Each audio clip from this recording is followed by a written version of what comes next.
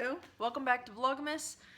We actually had a request for us to do a Q&A, so I threw up a poll on Instagram to see if there were enough people interested to do one, and there definitely were. We got like 9 or 10 questions, and that's perfect for a video. So we're gonna jump right into that.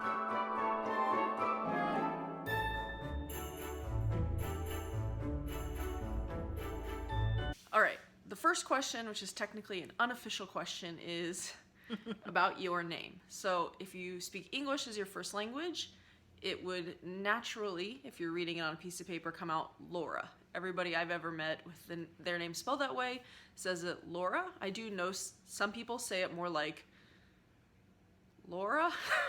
There's like a slightly, you almost say it like L-O-R-A, at least in English, and most people call you that, right? Yes. Most English speakers call you Laura. But in Spanish, how your name was intended to be said, you say it Laura. a little slower. Laura. Laura. It's like saying louder, but at the end you just... Like a Boston accent. Yes. Laura. Can you turn the TV up louder? But you're pretty understanding. English speakers tend to butcher your name on accidents, and it's similar with me. When we go and see your family, a lot of the Spanish speakers say my name Mary.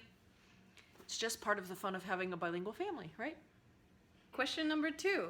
What encouraged you to start a YouTube channel?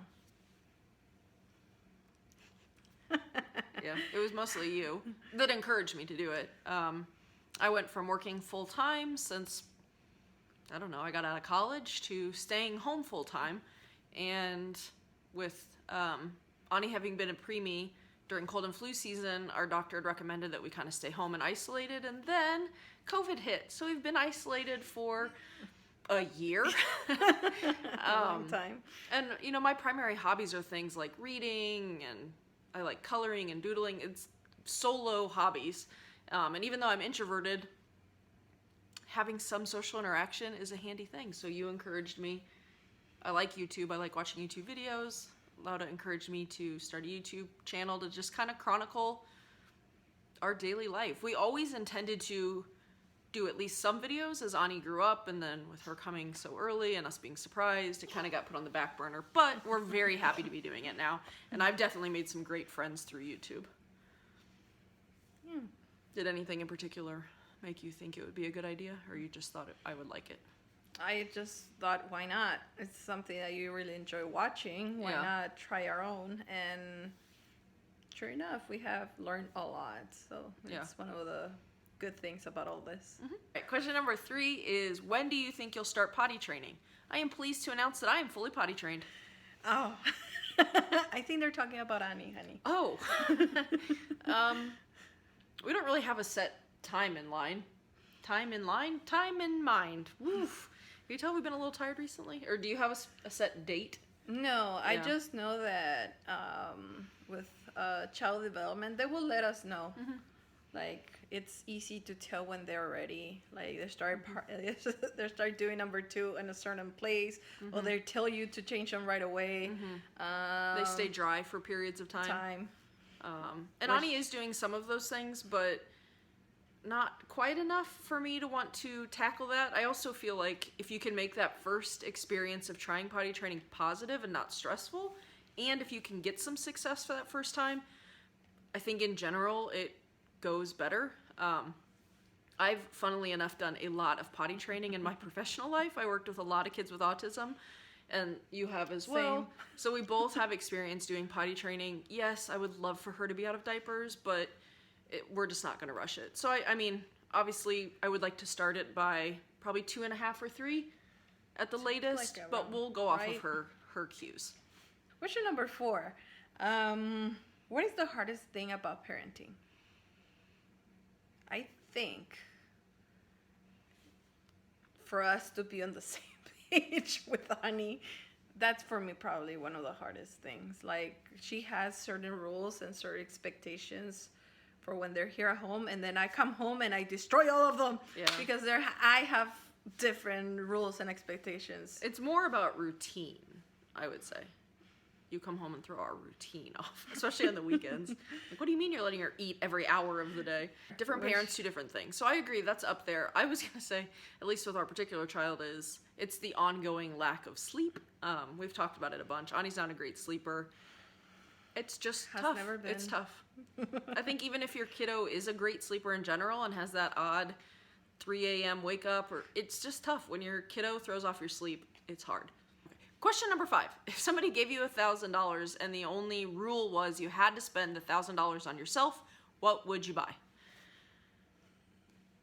This is such a good way to ask this question, because I feel like if it had just said somebody gave you $1,000, what would you buy? It'd probably be some cool toy for Ani or something we needed for Ani. But if I had to spend it on myself, do you have one in mind? No. Mine would be a new phone. We've had our phones for 5 years, and they're definitely starting to have issues. So I think that was the first thing to come in mind for me. Or maybe a down payment on a new car. Down payment on a new car. We're a one-car family now. You want to tell the little story about why we're a one-car family? Yes, actually, one of the reasons why we are a one-car family is because 4 years ago, I actually promised my brother that if he graduated high school with honors, I will give him Marie's car. Well, we said a car. A car. Yeah. But actually, I talked to her, obviously. Yeah. I'm like, We're super proud of him. Okay. And she's like, okay. And guess what? 4 years later, he comes and shows us his grades. And sure enough, and got a full ride to college.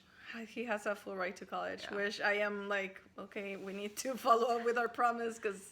But don't think we're too extravagant. We're talking about a 2010 Toyota Yaris that runs great. It is not a bad car, but it's not like we got him a... No. What's and a cool I know, car? imagine... A Mustang? I just imagine I picture myself back when I was in school and him, and that was the only thing that I needed, I think. Yeah. That will actually make things a little bit better.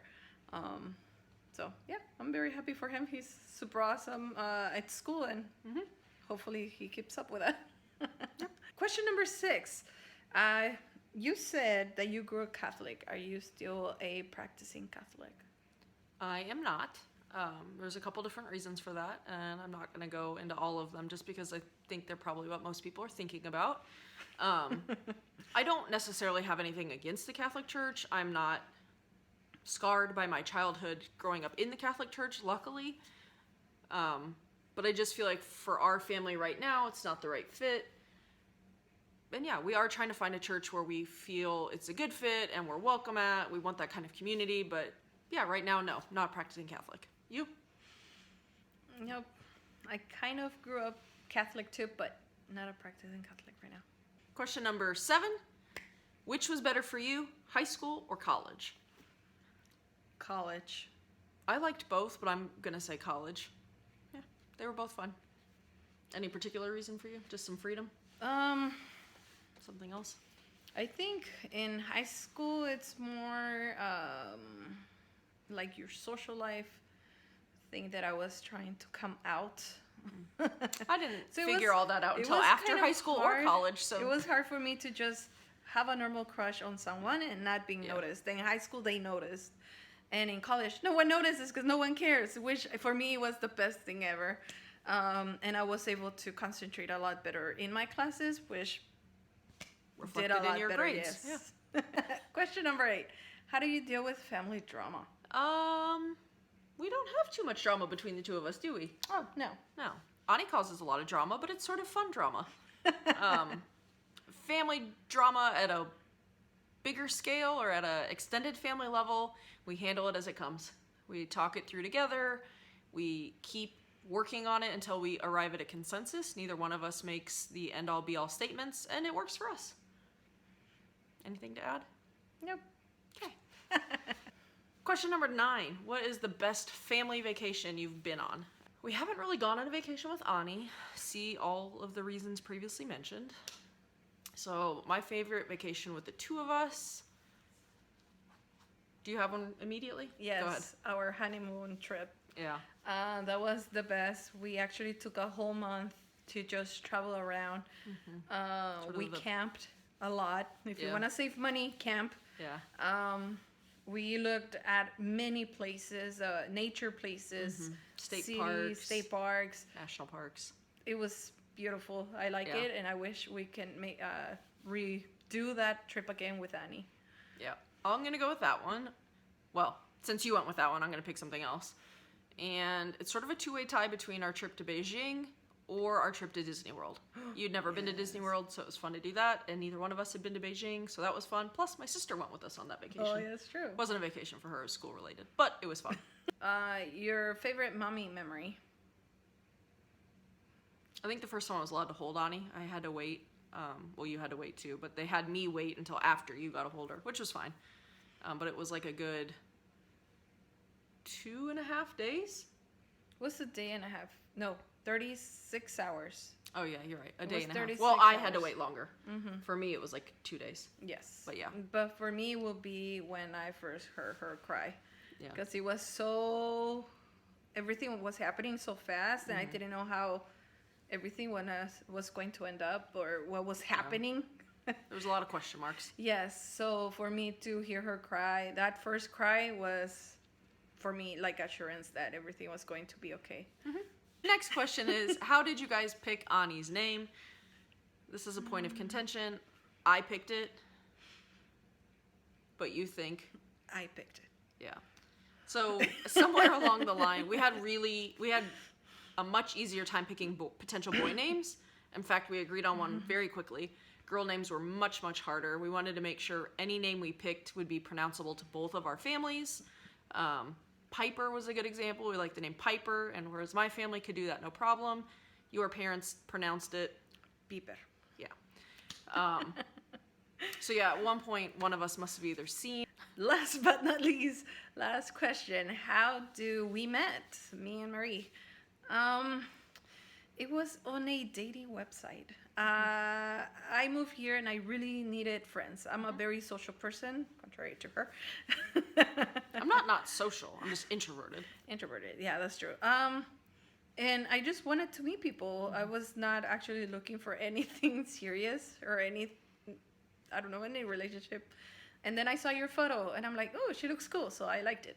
Mm-hmm. And then I commented back and we met at Starbucks. You've heard this story. Somebody was really late. I don't know what she But said. we overcame that and had like a 4-hour-long first date.